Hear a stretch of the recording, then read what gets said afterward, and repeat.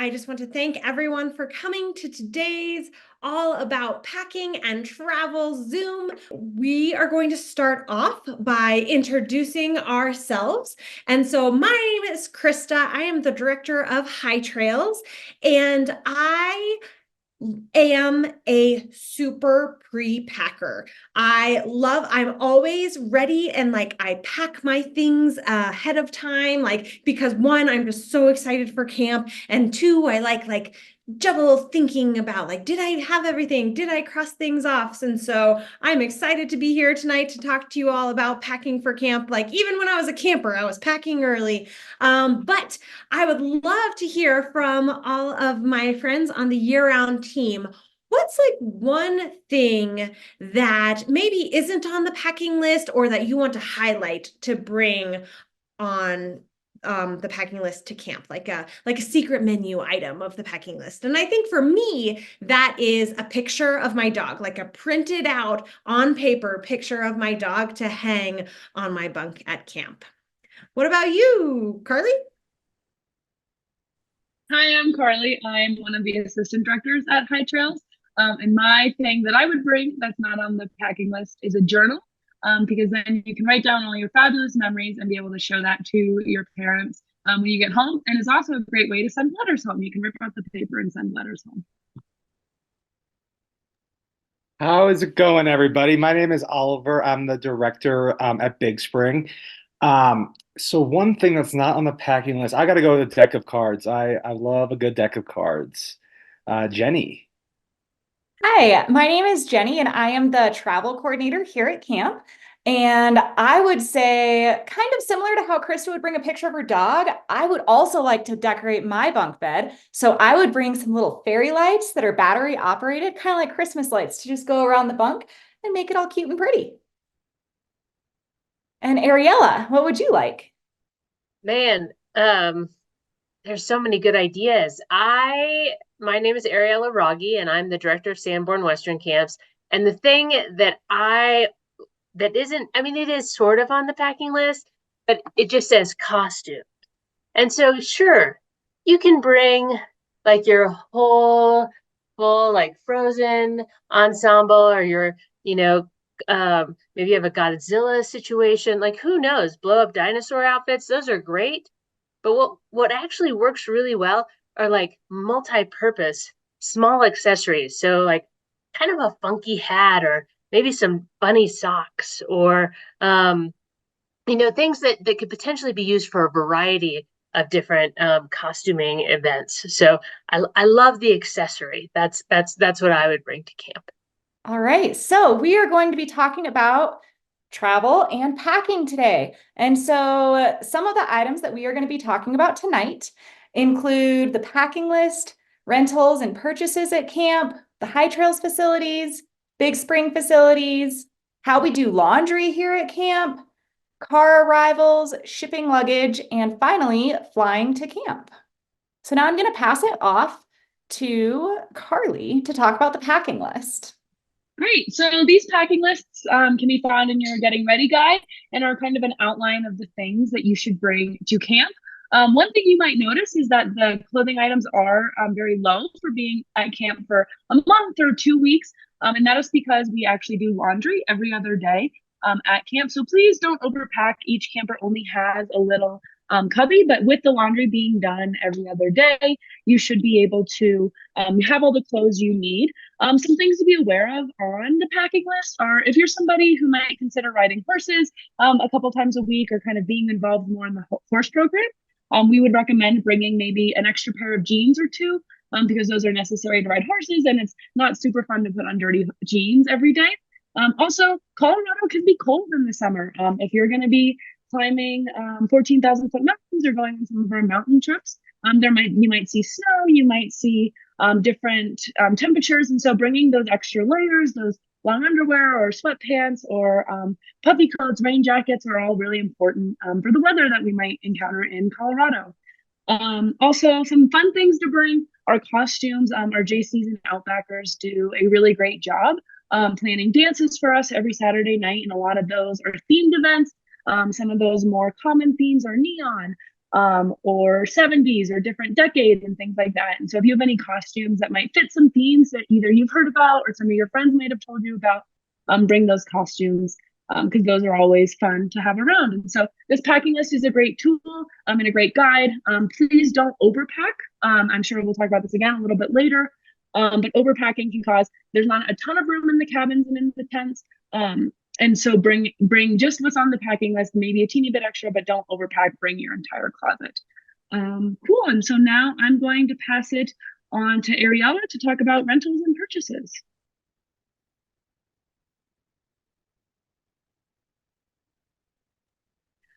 Sorry, again, not very zoomy, so I had to figure out how to unmute myself. Yes, so I'm super excited to chat with you a little bit about rentals and purchases. And the way this will work is we actually will launch our rentals and purchases kind of reservation list on May the 1st. And there are a couple reasons for that, but the primary one is May the 1st is when tuition is due, and then that way we can finish up the tuition payment side of it, and then we can do the rental side for additional expenses. You will receive a bill at the end of the summer for all of these sorts of expenses. And so we do have kind of the gear section, camp rentals. We have, some sort of, maybe some necessity items, the camping items, and then we have some soft goods. Sometimes we call it camp swag that you can purchase at the camp store. And so, this is kind of an overview of some of those items that we have.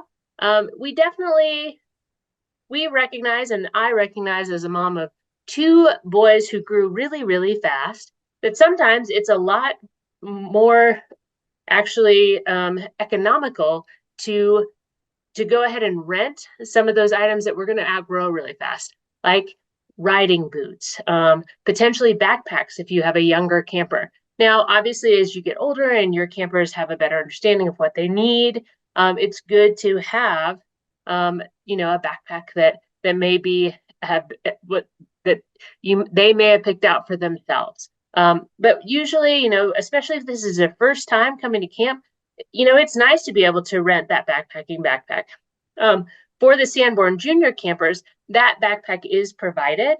And so when you look into your rental, when the rental form comes to you, that one won't be an option if you are a Sanborn Junior camper. But we also rent bed linens. So if you are flying and you don't want to have a whole suitcase full of sheets and comforters and things like that, we have those items here at camp. And a lot of people do rent those as well.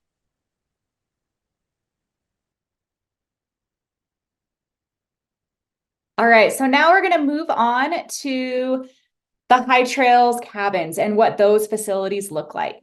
And so as you can see in these pictures, the High Trails cabins actually have 2 different sides to them. And so one side of the cabin will have usually 9 to 10 girls and 2 to 3 counselors. And the opposite side of the cabin will also have 9 to 10 girls and 2 to 3 counselors. The middle of the cabin is a really nice, cozy living room that has a fireplace for doing s'mores, hanging out, playing cards, really just a great area to get to know other girls and hang out with each other. And then behind that, there is a shared bathroom. And so in the bathroom, we have showers, 3 showers on one side. And then in the middle, there is a wall with 6 sinks, 3 on each side. And then on the opposite side of that is 3 toilets. And so when thinking about showers, it's nice for the girls to be able to have all of their toiletries and shower items in kind of like a shower caddy that can be kept under the sinks in the bathrooms. Or we also have oftentimes, like you've seen them, like back of the door shoe hangers, and girls can keep items in there as well. And then for each camper at High Trails, in their bunk area, they will have their own locker. And in that locker is where they can store all of their clothing. And for campers who might be coming by car, as you can see in this photo, there's a little drawer organizer. Sometimes those are really nice to bring for things like socks and underwear. Also, if you're flying, A lot of you have seen those cloth shoe hangers or closet hangers that can kind of accordion style and get really small in luggage. Those are nice to put in your closets as well. And so these closets going up to the hanging rod is about 34 inches. So just long enough for your standard t-shirts for an average size teenager. And then there's 2 shelves, and those shelves are each 11 inches high. And the closet is 22 inches deep. And so that kind of gives you an idea of the space that you have to unpack your belongings in. And then in addition to that, there is some space above the locker, and that's usually used for sleeping bags or backpacking backpacks.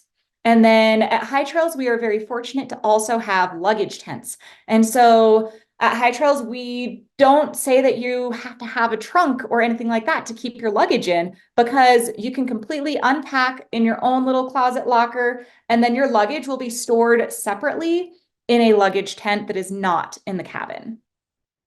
And so now I'm going to pass it off to Oliver, who's going to talk about the Big Spring facilities. Incredible. Thank you, Jenny. So Big Spring, I'll kind of talk about all 3 of the different kinds of living units that we have. And so if you're in Sanborn Junior, you'll be living in a cabin. We have 2 junior cabins at Big Spring, each have 6 campers on each side. And so the juniors they're able to kind of like High Trails unpack and use a cubby space. And then we actually store their luggage on top of the lockers. And there are 2 bathrooms in each of those cabin, right behind the living unit. Moving over to the yurts, if you're in the month-long program, and you are in 3rd, 4th, or 5th grade, you'll be living in a yurt this summer. And so there are 10 campers and 3 staff members in each of these yurts. And so, yeah, it's kind of similar to the tents where you're going to be able to have your luggage or have your trunk at the foot of the bed. They are bunked, the bed's in there. And so those are the yurts. And then the tents are so fun because you get to roll the flaps up and get a nice breeze during the day. And there's about 4 to 5 campers in each of those tents. And you'll be able to see on the far right side that photo, most luggage is definitely going to fit under the bed. And if not, you'll see on the left side of that front bed, there is room at the foot of the bed to store any trunks or duffels as well. Those kids in that tent are neat. So that's pretty awesome. And then each ridge at Big Spring has a wash house, and that's where we use the bathroom and we shower.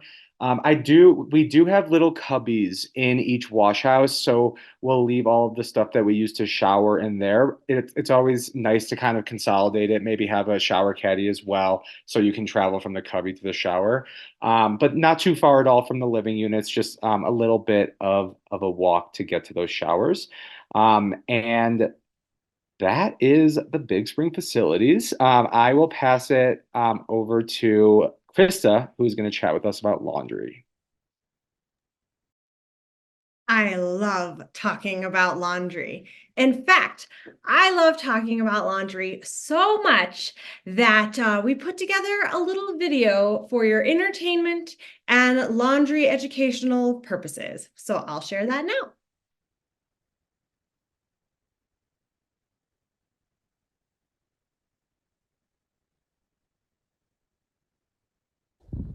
Hello, everyone, and thank you for your attention.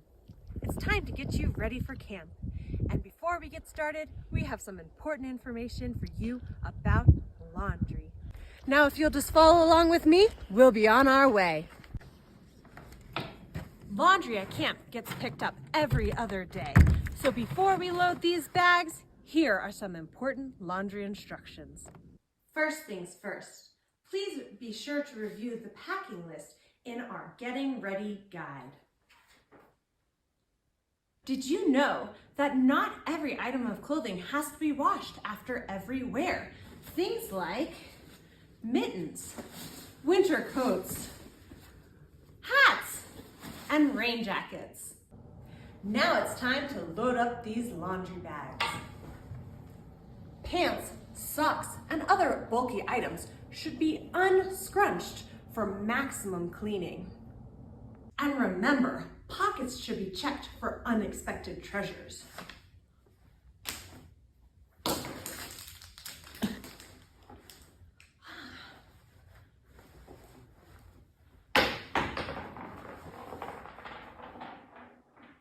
Clean laundry should always be removed before placing dirty laundry in the bag. Please be sure to buckle all bra straps and other hooked items to avoid unintended snags or rips. Insert the hooks into the eye portion and pull snugly. For extra safety of those delicate items, we recommend a super fine mesh bag. Because all items sent to the laundry are washed and dried in our industrial machines, some items could be damaged if they are accidentally sent to the laundry. Occasionally, items get separated from the group. For that reason, we recommend labeling all clothing for campers young and old. If you need any assistance or have any concerns, please let a counselor know. From all of us here at Sanborn Western Camps, we thank you for using Clean Karma Camp Laundry.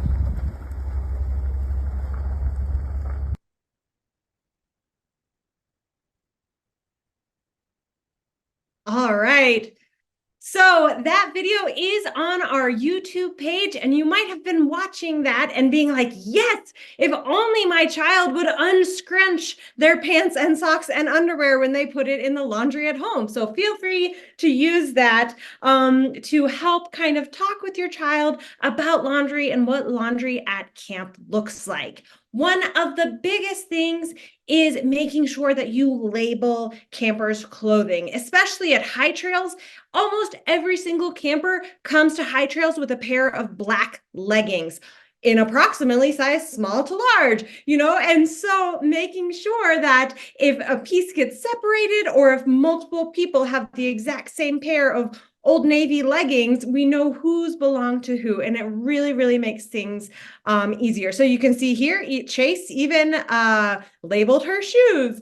So those are really great to make sure. There are some companies out there that make iron-on labels, but even just a Sharpie and a tag, because any items that get left behind at the end of summer, we will mail to you. So if we can figure out whose article of clothing this is and it's in the lost and found, we will get it reunited with you. But if there's no name, no initials, nothing like that, then it just has to get donated at the end of summer. So we really want to make sure that your camper's items come home with them. And thinking about that and thinking about packing and potential loss of items, especially if they're unlabeled, you can also think about the lifestyle that we live at camp. And so maybe not sending like your brand new fanciest items of clothing and bringing items that are okay to get a little dirty on your hike or on your horseback ride and things like that. So now we've talked a little bit about packing and how to pack and what to bring, and your bags are all packed and you're ready to come to camp. So next up is how to get to camp. And Ariella is going to talk a little bit about car arrivals. Thanks, Chrisette. Yes. So just know that as part of the getting ready process, as you fill out your transportation form, you will get to choose the approximate time where you would like to arrive if you're arriving via car. Jenny will then assign you a specific time to arrive, ideally within that.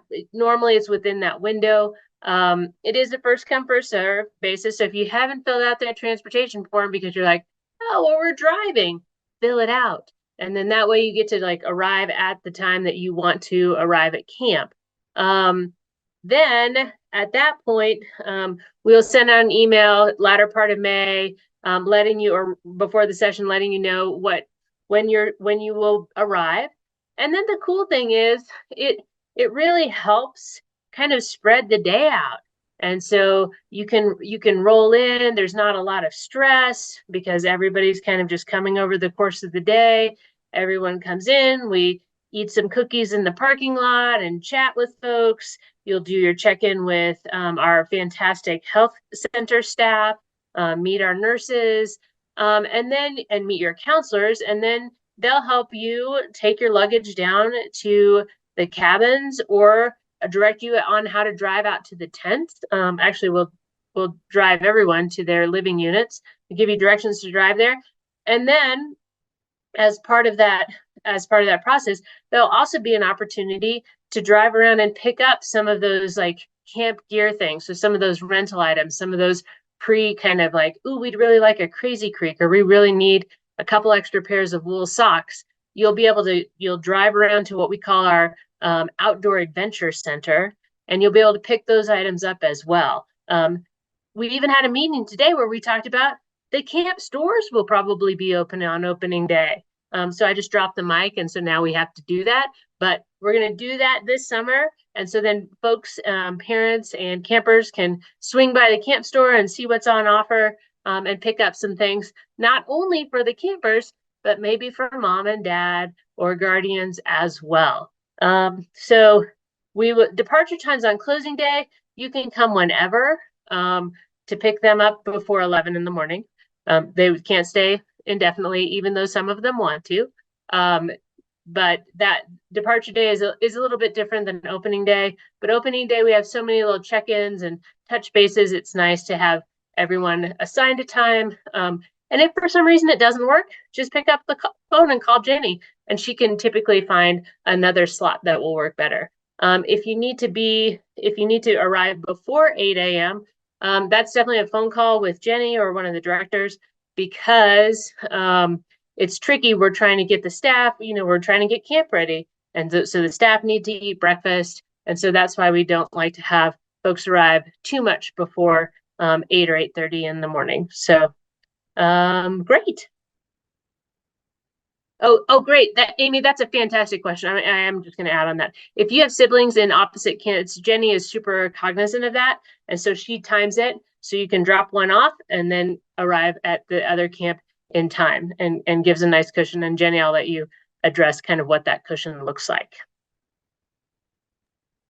Thanks, Ari. So yes, the way that we assign those times is I'm going to be looking at whatever you input into your travel form to assign times for car arrivals. And oftentimes, we have parents who will be flying into the airports, then coming to camp, dropping their kids off, and then they're trying to make a flight again later in the day to go back home after they drop their kids off. And that is completely normal. And so just letting me know, like, hey, it's really important that I have, an 8 a.m. drop off so I can make my flight.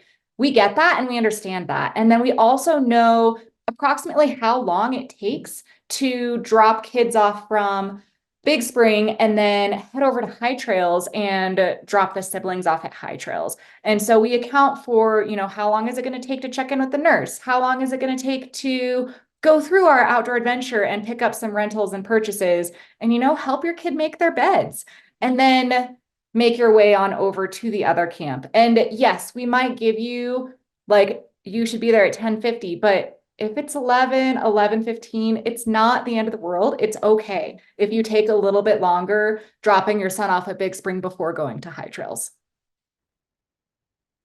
And Carly, we're going to pass it on to you to talk about shipping luggage to and from camp. So yes, if you are interested in shipping luggage to camp, that is definitely doable. We recommend that you ship your luggage at least 10 days before camp starts to ensure that it arrives on time.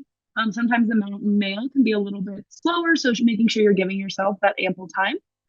We recommend that you put your trunks and your duffel bags in boxes to minimize that damage and avoid additional charges from the shipping company. And along that line, try to keep those boxes under 50 pounds to avoid overweight shipping charges. And then when we send them home, we'll actually keep those boxes that you send it in throughout the session, write your camper's name and their unit or their cabin on it, and then bring that back to the camper at the end, so that the same box that we know the trunk or the bag fits in is there. And then when we send those items home, we will insure boxes for $900 unless you request a higher amount. And then some other notes on shipping: if you have a camper who is shipping one box and then has a different bag or something like that, we recommend giving them or sending us a list of the things that you would like in the shipped box versus the duffel bag, as sometimes at the end of the session, that can be very chaotic packing and putting things away. And so knowing that we know what should be shipped and what should be sent home with the camper is very helpful for us and the counselors when we are sending those things home. And so now Jenny will talk about airport travel and what that looks like. Thanks, Carly. And also, along with what Carly was just saying, that reminded me there is a section in your guys' travel forms for baggage. And the purpose of that section is actually like really, really helpful specifically for shipping, because you can write in there a description saying, you know, the green North Face bag is being shipped, but the black like travel suitcase on wheels is going to be going home with the kid in the airport. And so when we have that kind of information, we can give that information to the counselors and give it to the kids so they can remember what you probably told them before they left, but forgot while they were here. So filling that information out accurately is really helpful for us. And so on to being in the airports. And so we actually have a lot of campers, usually in the realm of like 80 to 100 plus campers, who will be flying to and from camp by themselves without their parents. And we do a really great job of making sure that those kids are in our contact and cared for by us while they are at the airports. And so you can see in this photo that our staff members will be wearing bright orange t-shirts that say Sanborn Western Camp's Airport Crew. And please let your children know that those are the shirts that our staff members will be wearing. And that way they know that we are safe people to go with, and they can recognize us even if they maybe have never met us before and it's their first summer at camp. And so on opening day, we will go through security and meet all of the campers at their gates. It doesn't matter if they're 8 years old and an unaccompanied minor, or if they are 16 years old and they're a JC or Outbacker. We will still meet every single camper at their gates and then help them get their bags, make sure they have food. We've been bringing food coolers to the airports with us so they can make sure they have a snack, or we help them purchase food in the airports if that's what they would prefer to do, while they wait for charter buses to bring them back to camp. And so that's at DIA. And at DIA, there's also this really cool outdoor courtyard area where the campers get to hang out at while we're waiting to pick up other campers before heading out on the charter buses. There's some cornhole, grassy areas, just a nice outdoor area before heading back to camp. And then at Colorado Springs, Carly is our main travel coordinator in Colorado Springs. And so she will be helping make sure that we get all of our campers from their gates. Also, they go through security at Colorado Springs as well, make sure they get food before riding in camp vans back to camp. And so closing day, it's just the opposite. We make sure that we go through security with the kids. We help them check in. We check their bags in with them. And we actually will wait with every camper until their plane takes off.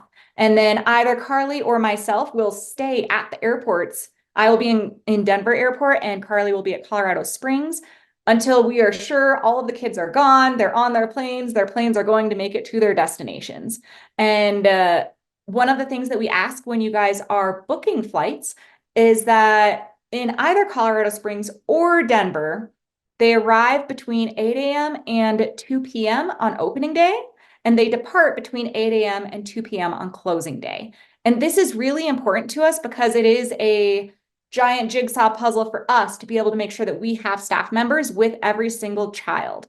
And so by making it in that window, we can make that happen. And so one of the other things that we are really working on this year is helping parents meet up with other parents so that kids can be on the same flights. And for example, second session, we have 21 families from Kansas City. And so instead of having 21 different flights, if you would like to have your child on the same flight as other kids from Sanborn, we have recommended flights. They are not required by any way. They're just recommended to make it easier for you and easier for us and happier for the kids to be on the same flight as other kids. And so you can either scan that QR code or go to our website, click on parents, and scroll down to where it says travel, and all of the information on recommended flights will be there so that you can help get your kid on the same flight as other Sanborn campers. And then for unaccompanied minors, as I mentioned, I will be in the Denver airport and Carly will be in the Colorado Springs airport. Colorado Springs is set up a little bit differently than Denver is. So Carly is actually going to be able to go through security and meet each kid at their gate and help have the assistance of other staff members to also be with those kids going through Colorado Springs. At the Denver airport, I will be stationed on the outside of security, helping organize all of the staff members and all of the campers there. And Taylor, who is one of our other year-round staff members, will be the one who will meet those kids at the gate if they are unaccompanied minors to show the gate agents, yes, I am a valid person to pick up this child. And so her name is the person that you will be putting on the unaccompanied minor forms. And now, if you guys have any questions, we would love to hear what you're wondering.